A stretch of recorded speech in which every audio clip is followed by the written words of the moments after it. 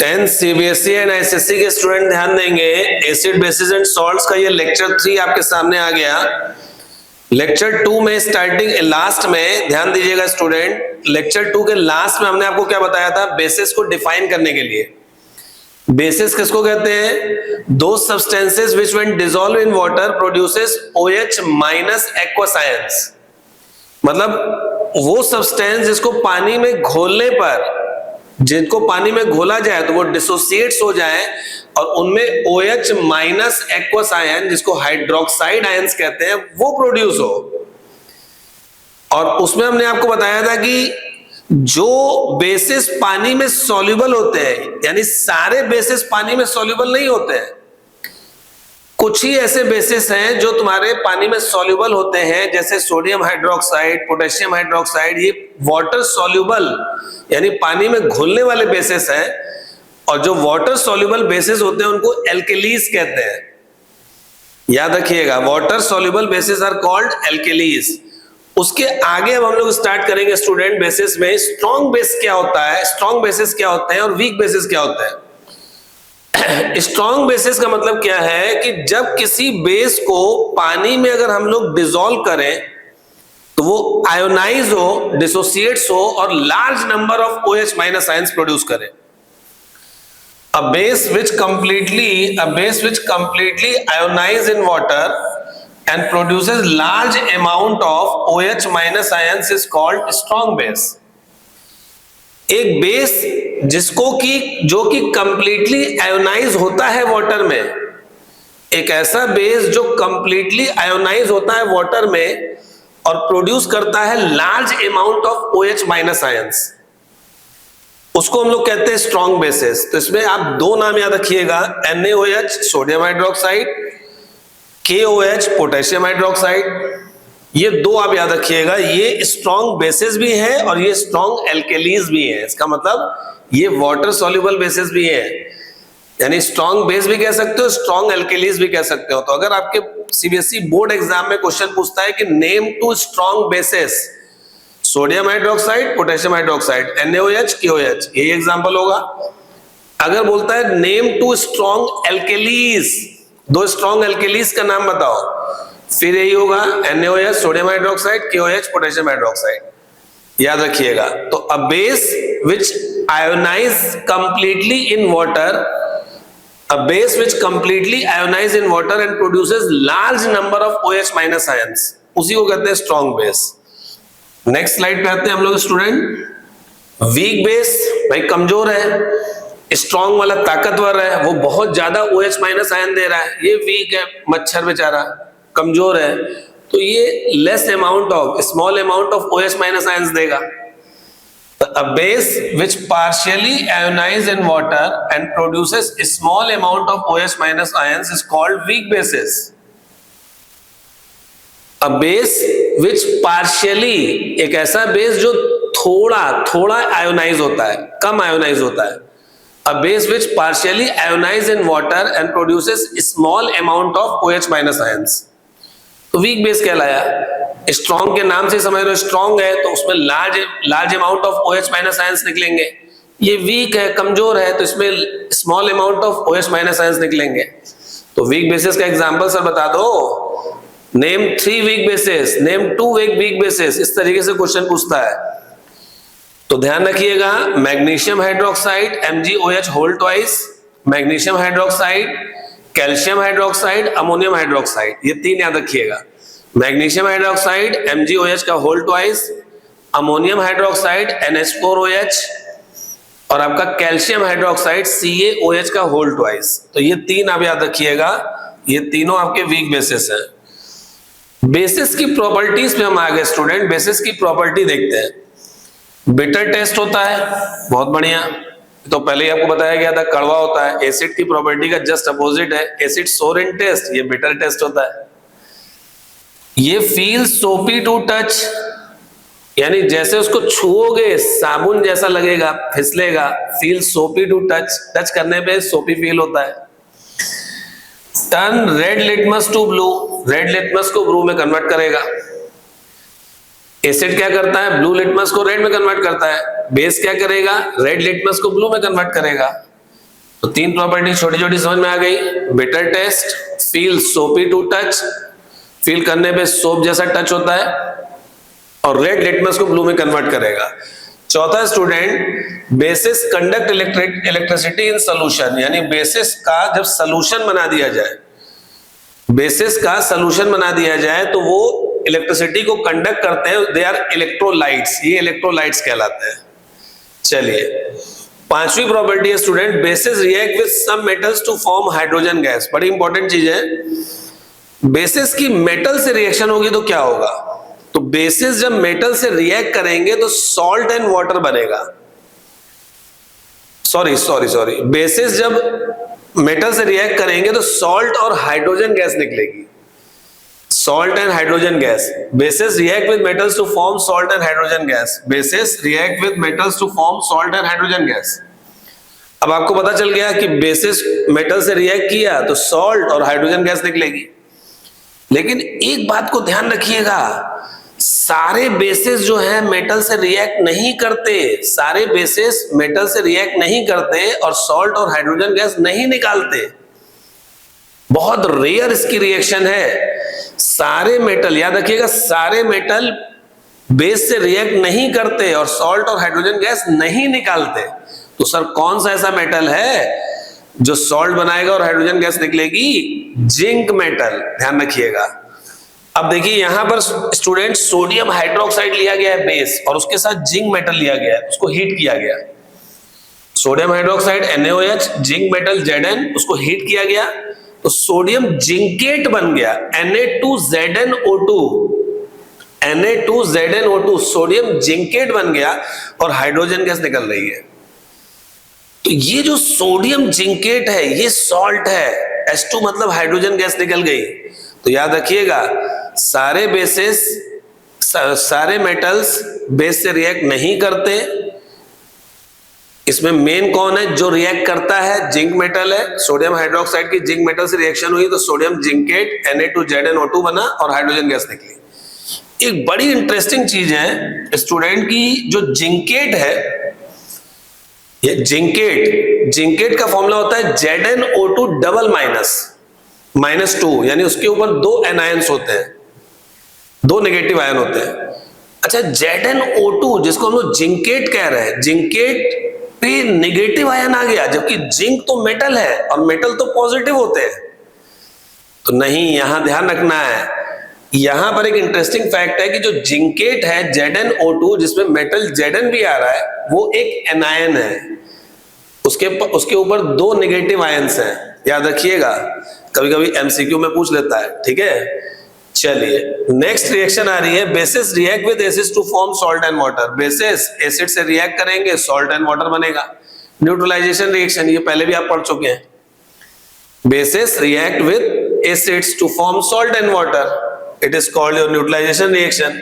तो इसमें student sodium hydroxide को सल्फ्यूरिक एसिड के साथ रिएक्ट कराया गया है। Sodium hydroxide NaOH, sulphuric acid H2SO4, Na2SO4, देख लीजिए डबल डिस्प्लेसमेंट रिएक्शन से Na2SO4 बन जाएगा, सोडियम सल्फेट और वाटर निकल गया। तो सोडियम सल्फेट यहां पे सॉल्ट है। तो क्या हो गया बताइए? Bases react with acids to form salt and water, this is called neutralisation reaction. Bases में सोडियम हाइड्रोक्साइड हमने NaOH लिया, उधर से H2SO4 से रिएक्शन करा दी, Na2SO4 सोडियम सल्फेट सॉल्ट बन गया और वाटर निकल गया। अब हम लोग नेक्स्ट स्लाइड पे आए student. During neutralisation reaction actual में होता क्या है? न्यूट्रलाइजेशन रिएक्शन के दौरान होता क्या है? न्यूट्रलाइजेशन रिएक्शन के दौरान क्या होता है स्टूडेंट की एसिड्स में जो hydrogen ion H+ ion present है, ध्यान दीजिएगा, एसिड्स जिसकी पहचान होती है हाइड्रोजन आयन से, H+ एक्वस आयन, तो एसिड में जो H+ hydrogen plus H+ aqueous ion जो होता है वो निकल के आता है, और जो बेस है उसमें जो OH- एक्वस आयन है जिसको हाइड्रोक्साइड आयन कहते हैं वो निकल के आता है, और वो दोनों रिएक्ट करके पानी बनाते हैं। यही न्यूट्रलाइजेशन रिएक्शन का मेन रीजन है। तो कभी अगर आपसे पूछता है कि what is the reason of neutralisation reaction, neutralisation reaction का रीजन क्या है, क्यों होती है? तो H+ aqueous ions present in acid, and OH minus hydroxide ion present in base react together to form water. That's why neutralization reaction occurs. चलिए bases का use देख लेते हैं। Bases are used in manufacturing of soap, paper, साबुन बनाने में, paper बनाने में, सिंथेटिक फाइबर जिसको रेयॉन कहते हैं उसको बनाने में यूज किया जाता है। Used in manufacture of bleaching powder, bleaching powder बनाने में यूज किया जाता है। मैग्नीशियम हाइड्रोक्साइड, ध्यान दीजिएगा स्टूडेंट, MgOH का होल ट्वाइस, MgOH का होल ट्वाइस। जो मैग्नीशियम हाइड्रोक्साइड है ये एक ऐसा बेस है जो एंट एसिड का काम करता है, यानी एसिड के काट का काम करता है। हमारे पेट में जब कभी भी इनडाइजेशन हो जाता है, स्टमक में एसिडिटी हो जाती है, एसिड की मात्रा बढ़ जाती है, तो उसको कट करने के लिए मैग्नीशियम हाइड्रोक्साइड का रोल है, याद रखिएगा। Magnesium hydroxide MgOH whole twice act as antacid to neutralize excess acid in the stomach and cure indigestion. MgOH whole twice, याद रखिएगा, मैग्नीशियम हाइड्रोक्साइड एक ऐसा बेस है जो यूज किया जाता है स्टमक की में जो एक्सेस एसिड हो जाता है उसको न्यूट्रलाइज करने के लिए और इंडाइजेशन को क्योर करने के लिए। इंडाइजेशन हमारा सही हो, मतलब खत्म हो जाए और सही हो जाए। चलिए सोडियम कार्बोनेट, ये भी एक बेस है, सोडियम कार्बोनेट बेस है। अब इस सोडियम कार्बोनेट का यूज कहां होता है? वॉशिंग सोडा के रूप में एंड सॉफ्टनिंग हार्ड वाटर, मतलब हार्ड वाटर को सॉफ्ट करने के लिए और तुम्हारा वॉशिंग सोडा के रूप में। तो सोडियम कार्बोनेट याद रखिएगा, sodium carbonate use as a washing soda. Sodium carbonate एक बेस है जो वॉशिंग सोडा के रूप में यूज किया जाता है, और सॉफ्टनिंग हार्ड वाटर, यानी हार्ड वाटर को सॉफ्ट करने के लिए।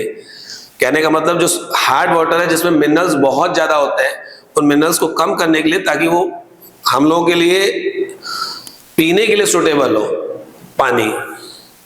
सोडियम हाइड्रोजन कार्बोनेट का नाम आपने सुना होगा, ये भी एक बेस है, सोडियम हाइड्रोजन कार्बोनेट, जो बेकिंग सोडा, जिसको बेकिंग सोडा कहते हैं, कुकिंग फूड में बेकिंग सोडा जो यूज किया जाता है वो सोडियम हाइड्रोजन कार्बोनेट है। और ये बेकिंग पाउडर बनाने में भी यूज किया जाता है। तो ये आपके यूजेस हो गए। तो यहां पे स्टूडेंट बेस खत्म हो गया, दैट्स ऑल। अब हम लोग देखिए नेक्स्ट स्लाइड में आगे बढ़ रहे हैं, और जो टॉपिक हम आगे पढ़ने जा रहे हैं उसका नाम है what is pH scale and its importance in daily life. PH scale क्या है? पीएच का फुल फॉर्म जानते हो? Hydrogen factor. Hydrogen factor. PH scale क्या है? पीएच स्केल बता दो सर क्या है, और उसका डेली लाइफ में यूज क्या है। चलिए तो एक नए तरीके से देखिए मैं लेके आया हूं आपके सामने, चीजें आपको समझ में आनी चाहिए कि हाँ कैसे क्या है। तो ध्यान दीजिएगा, just a minute.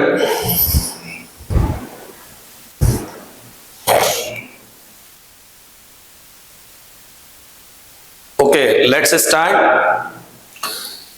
pH scale is a quantitative measure used to determine the level of acidity or alkalinity, also known as basicity of water-based solution. It's essential quantifies the concentration of hydrogen ion in that solution. pH scale है क्या? pH scale is a quantitative measure used to determine the level of acidity or alkalinity, known as basicity of water-based solution. It is essential quantifies concentration of hydrogen ion in that solution. pH scale क्या है? pH scale क्या है? ये एक quantitative measurement है, यानी numerical measurement है, संख्या से ये बता देगा कोई भी एसिड स्ट्रॉन्ग एसिड है कि वीक एसिड है, कोई भी base strong acid strong base है कि वीक बेस है, कि कोई ऐसा सॉल्यूशन है जो न्यूट्रल है। इसको नंबर से, क्वांटिफायर है, यानी क्वांटिटेटिव अप्रोच है, यानी संख्या के रूप में ये बता देगा, संख्या से बता देगा कि कौन स्ट्रॉन्ग एसिड है, कौन वीक एसिड है, कौन स्ट्रॉन्ग बेस है, कौन वीक बेस है, कौन न्यूट्रल है। ये क्वांटिटेटिव मेजरमेंट है, यानी नंबर्स के रूप में। तो pH scale is a quantitative measurement to determine acidity और एल्केलिनिटी। या तो एसिडिटी के बारे में बताएगा, या तो आपका एसिडिटी के बारे में बताएगा, या तो एल्केलिनिटी। एसिडिटी का मतलब क्या हुआ? एसिड्स के बारे में बताएगा, कौन स्ट्रॉन्ग एसिड है, कौन वीक एसिड है। और एल्केलिनिटी का मतलब क्या हुआ, कौन स्ट्रॉन्ग बेस है कौन वीक बेस है, ये सब बताएगा। और वो भी किसके बेसिस पे, concentration of hydrogen ion in that solution, मतलब उस सोल्यूशन में कितने हाइड्रोजन आयन है उसके बेसिस पे नंबर ऑफ हाइड्रोजन आयन से बता देता है। चलिए इसकी रेंज क्या होती है, रेंज होती है स्केल 0 to 14, याद रखिएगा पीएच स्केल एक स्टैंडर्ड स्केल बनाई गई है जिसमें 0 से लेकर 14 तक नंबर है, 0 1 2 3 4 5 6 7 8 9 10 11 12 13 14।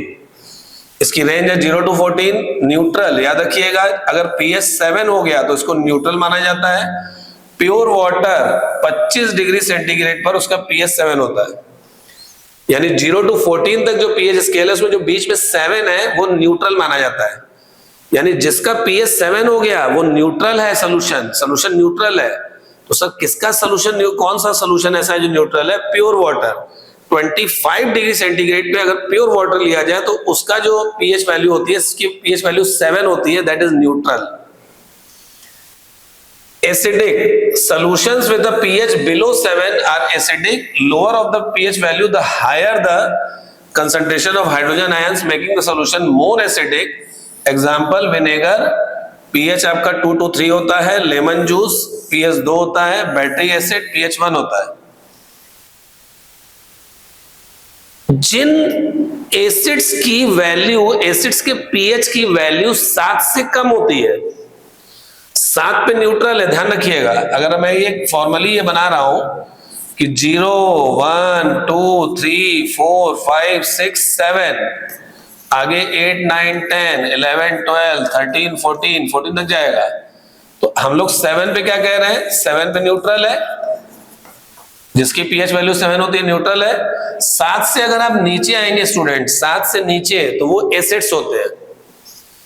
7 से 7 से नीचे आएंगे तो एसिड्स होंगे, और जितना लेस नंबर होगा एसिड का, याद रखिएगा, जिसकी पीएच वैल्यू कम होगी, जैसे पीएच 1 2, वो स्ट्रॉन्ग एसिड्स हैं, याद रखिएगा वो स्ट्रॉन्ग एसिड्स हैं।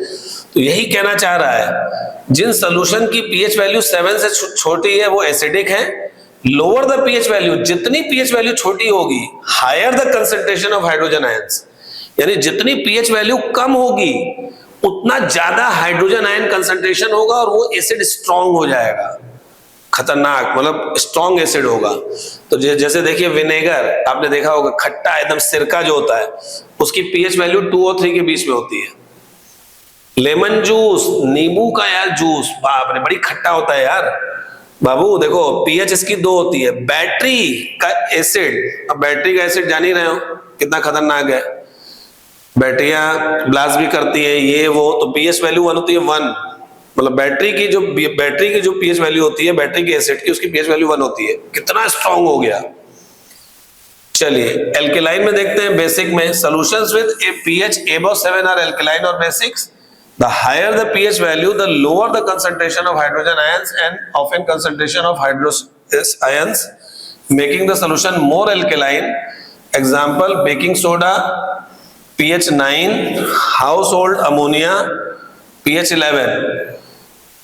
जिन सोल्यूशन की pH वैल्यू 7 से बड़ी होगी, देखिए 7 से कम में एसिड्स चल रहे हैं, तो 7 से बड़े में आपके बेसिस चलेंगे। जिनकी वैल्यू 7 से बड़ी होती है वो बेसिक होते हैं, एल्केलाइन नेचर में होते हैं। Higher the pH value, the lower the concentration of hydrogen ion and often higher concentration of hydroxide ions, making the solution more alkaline, ज्यादा एल्केलाइन बना देता है। तो देखिए जितनी ज्यादा अगर हम लोग ज्यादा जाएंगे उधर, जितना ज्यादा अगर हम लोग आगे जाएंगे, वैल्यू बढ़ती चली जाएगी, उतना ज्यादा जो है ये जो है उसमें OH माइनस आयंस का कंसंट्रेशन बढ़ता चला जाएगा। यानी याद रखिएगा, जितना उधर की तरफ आप जाएंगे, उधर की तरफ, जैसे इधर आप नीचे आ रहे हैं तो स्ट्रॉन्ग एसिड्स आ रहे हैं, लेकिन अगर आप जैसे उधर की तरफ जाएंगे आगे की तरफ, तो आपका वो स्ट्रॉन्ग बेस की तरफ चला जाएगा, ध्यान रखिएगा।